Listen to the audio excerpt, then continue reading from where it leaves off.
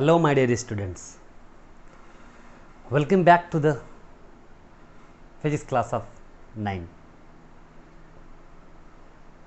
Already we have studied the few concepts in physics regarding motion in my first lecture. I hope you all have studied that and understood from there,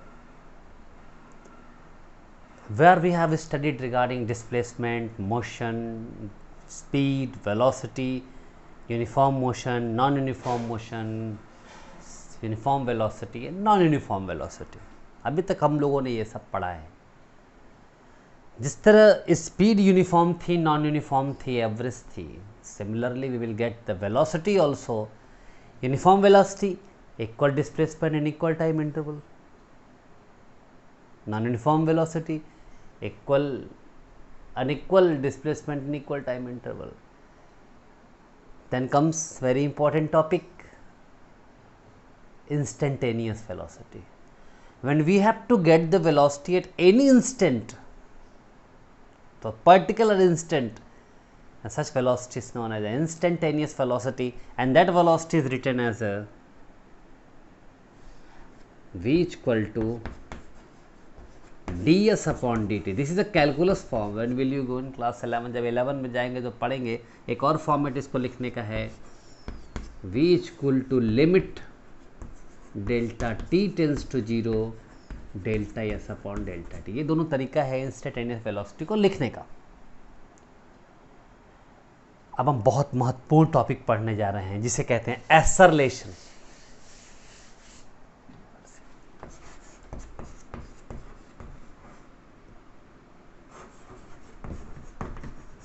acceleration देखो, ध्यान सुनिएगा शुरू से. The rate of change of distance was called speed. Rate of change of displacement is called velocity. So similarly, the rate of change of velocity is called displacement. Acceleration, sorry, means that A is equal to delta V upon delta T. Rate of change of velocity. इसको ऐसे भी लिखते हैं बेटा, dV upon dt. Rate of change of velocity. तो acceleration का formula क्या हुआ?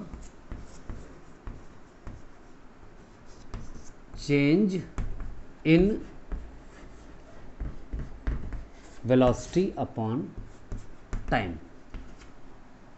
Change in velocity upon time. ध्यान से देखना, अगर कोई बॉडी है, इसकी इनिशियल वेलोसिटी u है, हमेशा इनिशियल वेलोसिटी किससे लेते हैं? u से लेते हैं, याद रखिए. आफ्टर टी टाइम जब बॉडी यहाँ पहुंची, इसकी फाइनल वेलोसिटी v हो गई. पहले जीरो टाइम पे था, यहाँ तक पहुँचते पहुँचते इतने कितना टाइम लिया? टी टाइम लिया. तो एक्सेलरेशन का फार्मूला क्या होना चाहिए हमारे हिसाब से? Change in velocity, final v है, इनिशियल u है, v minus you upon T. This is the formula of acceleration. Clear? अब देखो ध्यान से, velocity is measured in what? Meter per second upon time is measured in second. So इसकी dimension क्या बनेगी या यूनिट क्या बनेगी?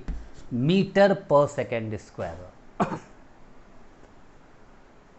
कितना आसान है एक्सेलरेशन की डेफिनेशन निकालना, फॉर्मूला निकालना और यूनिट निकालना. Rate of change of velocity is called acceleration. या टाइम को एक कर दे हम तो क्या हो जाएगा? जो change in velocity he acceleration है, अगर 1 सेकेंड में हुई है, यूनिट टाइम में हुई है, तो change in velocity of an object in unit time is called acceleration. Similarly बेटा, uniform acceleration, non uniform acceleration. अगर वेलोसिटी में इक्वल चेंज हो रहा है इक्वल टाइम इंटरवल में, यूनिफॉर्म एक्सेलरेशन.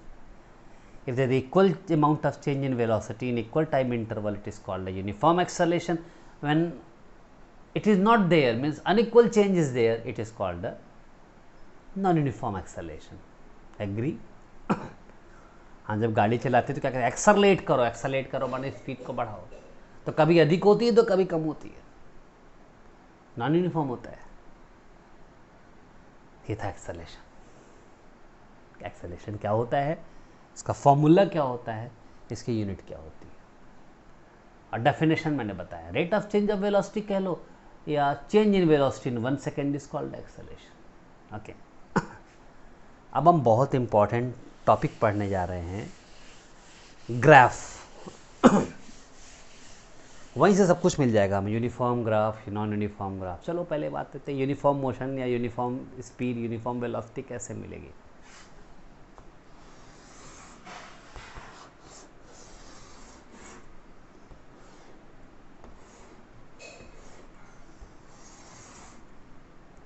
ये टाइम है, ये डिस्टेंस कवर थी, 0 second, 1 second, 2 second, 3 second. Okay, clear? So in 0 second distance was 0, in 1 second distance was 2, in 2 second distance was 4, in 3 second distance was 6, in 4 second distance was 8। चलो भाई graph plot करते हैं। इधर हमने ले लिया distance, इधर ले लिया time. Clear? We have taken this graph. 0 second यहाँ है, 1 2 3 4 ही सेकंड तक लिया है। डिस्टेंस कहाँ कहाँ है बेटा बताइए? यहाँ 2 होगा, यहाँ 3 होगा, यहाँ 4 होगा, यहाँ 5 होगा, यहाँ 6 होगा, यहाँ 7 होगा, यहाँ 8 होगा। टाइम 0 था, डिस्टेंस भी 0 था, एग्री। टाइम 1 था, डिस्टेंस 2 था। टाइम अगर 1 था तो डिस्टेंस 2 था, दिख रहा है? ऐसे बनेगा, ये पॉइंट मिलेगा। टाइम 2 था, डिस्टेंस 4 था। टाइम 2 पे डिस्टेंस कहाँ आया? यहाँ 4 आया, ये पॉइंट मिला। टाइम 3 था, डिस्टेंस 6 था, देखिए ये 6 है, टाइम 3 है, और लास्ट 8। चलो बेटा यहाँ तो ये ओवरलैप कर रहा है, कोई बात नहीं, हम ओवरलैप कर देते हैं। यहाँ पे क्या मिला हमें? यूनिफॉर्म स्पीड कह लो उसको, यूनिफॉर्म मोशन कह लो, सिमिलर वे यूनिफॉर्म वेलोसिटी कह लो, बातें की है। अगर ऐसा ना होता, अगर ऐसा ना होता का मतलब क्या हुआ? If it is not like that, what is the meaning of that? See here, this is T, this is yes, 0 1 2 3 2 5 7 2 5 2 3 5 6। Okay, 2 3 5 6। अब देखो यहाँ बता, यहाँ दिखा रहा, इसी में बना देता हूँ, समझ में आ जाएगा आपको। यस, जब t 0 था, सेकंड कहाँ था? 2 था। अब देखो t 0 था तो टाइम कहाँ? ये यहीं पर था। t 1 पे ये 3 पहुँच गया, t 1 पे था तो ये कहाँ पहुँच गया? 3 पे। t 1 पे है, ये 3 पे है, तो ये कहाँ मिलेगा? t 2 पे था तो यस 5 पे था। If t was 2 then yes was on 5। then 3 on x, 3 on 6। so how we are getting graph? Non-uniform, not straight. Straight graph shows uniform motion, and when graph is not straight it shows that non-uniform motion। अब सुनो graph होता क्या है? Graph plotted between distance and time. अगर distance और time में graph हमने plot किया है, ये डिस्टेंस है, ये टाइम है, this is known as a, this shows that speed. क्या ये ग्राफ क्या शो करेगा? This graph will show speed, uniform speed and non uniform speed. ये क्या शो कर रहा है?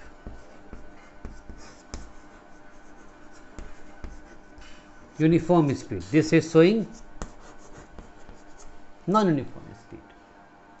सिमिलरली अगर ग्राफ वेलोसिटी और टाइम में प्लॉट किया गया है तो that graph is known as the acceleration.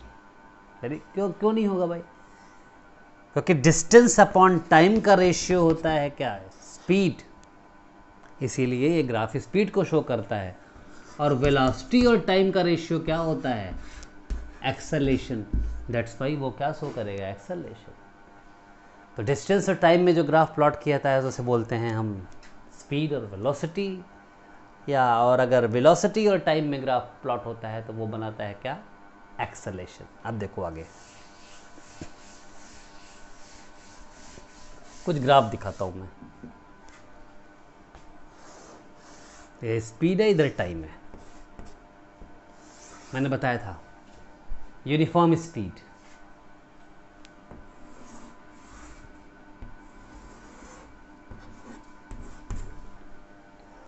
Equal non uniform speed.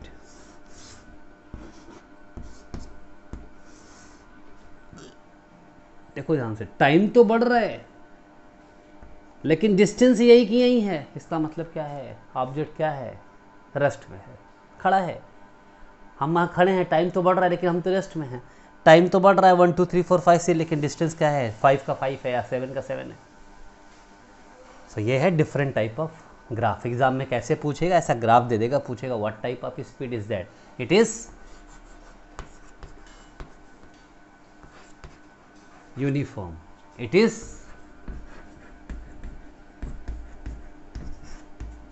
Non uniform, it is rest. Clear, 3 graph बड़ा क्लियर आपको दिख रहा है यहाँ पे। सिमिलरली हम ग्राफ प्लॉट करेंगे वेलोसिटी और टाइम में। देखिए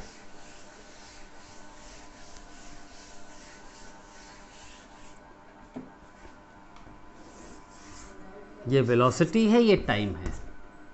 अगर ऐसे ग्राफ हुआ है तो क्या होगा, वेलोसिटी और टाइम का जो रेशियो है वो क्या शो करता है, एक्सेलरेशन का।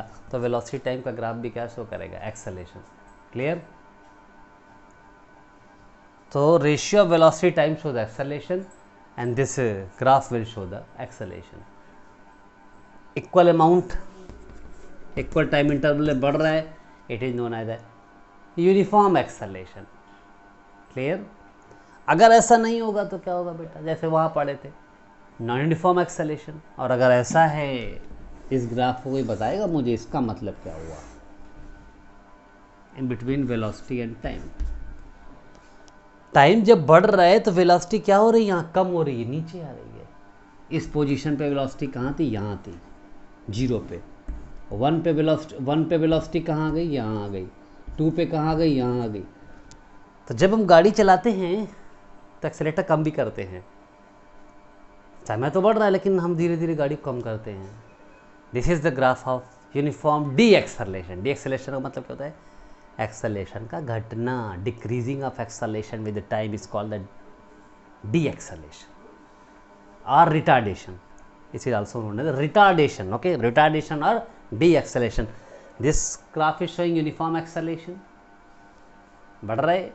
It is showing the uniform retardation और डी एक्सेलरेशन। और अगर ग्राफ सीधा नहीं है, we will say it is a non uniform acceleration. One more thing will come here in a greater way. Graph plotted between, फिर से बता दे रहा हूँ, speed and time will show the distance and time will show the speed. Graph plotted between velocity and time will show the acceleration. It will show the speed. एक बहुत important चीज़ बताने जा रहा हूँ, मोस्ट इंपॉर्टेंट चीज़ याद रखिएगा। When we plot the graph between velocity and time, suppose this is the graph, तो एक बात याद रखो बहुत important, area covered between velocity time graph and x axis, ये एरिया हो जाएगा बेटा। This area will show the distance, याद रखिएगा, यहां बैठा लो। In velocity time graph the area cover between this curve and x axis will show the distance. अगर यहाँ डिस्टेंस निकालना हो s, इसकी वैल्यू o है, a है, b है, तो area of right angle triangle नाम क्या है, OAB। इफ ग्राफ ऐसे होता तो ये पूरा एरिया हो जाता, इसका नाम अगर C होता तो यस इक्वल टू क्या लिखते, area of what is called simple, it में स्क्वायर और इट में भी रेक्टेंगल, CABO। जब वेलोसिटी टाइम दिया है और एरिया निकालना है तो डिस्टेंस निकालना है तो कुछ नहीं करना है, हमें क्या करना है, केवल और केवल उस कर्व में और एक्स एक्सिस के बीच का जो एरिया है उसको निकाल देंगे. That area will show the body has travel how much distance. Okay, did you understand today's concept? In the continuation of next concept, I'll teach you all three equation of motion. Very easy, आप पढ़े हैं और बहुत important भी है. और ये concept याद रखिएगा कि वेलोसिटी टाइम ग्राफ में what ever the curve will come, what ever graph will come, area covered between that graph and x axis will show the distance. ये दिमाग पे रखना, तीनों इक्वेशन सॉल्व होने में कोई प्रॉब्लम नहीं आएगी. That we will do in our next video.